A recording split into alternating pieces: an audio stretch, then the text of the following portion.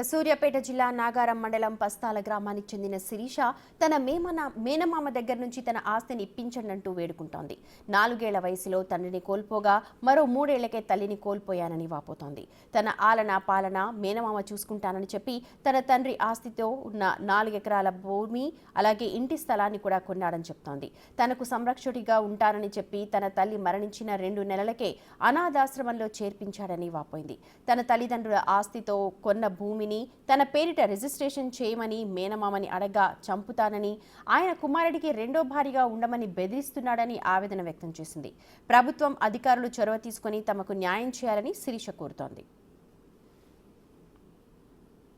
మా నాన్నకు అనారోగ్య కారణంగా 2004లో మా అమ్మకు వచ్చిన వరకట్నం కింద 1,15,000 రూపాయలు మా మేనమామకు కట్టించారు. నన్ను మా అమ్మను 1,15,000 తీసుకొని మా మామ నన్ను సంరక్షిస్తానని చెప్పి తీసుకెళ్ళాడు.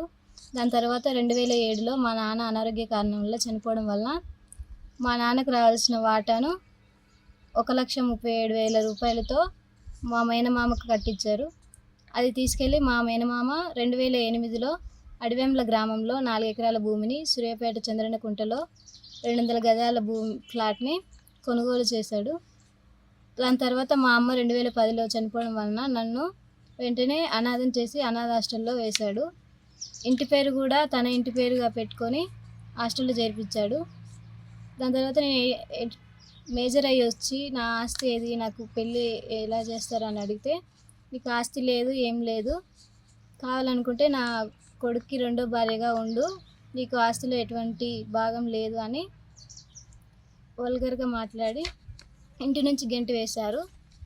దాంతో దిక్కుతోచని సమయంలో నేను మా చిన్నమామని చేరగా మా చిన్నమామ సంరక్షణలో ఇప్పుడు ఉంటున్నాను ప్రస్తుతం.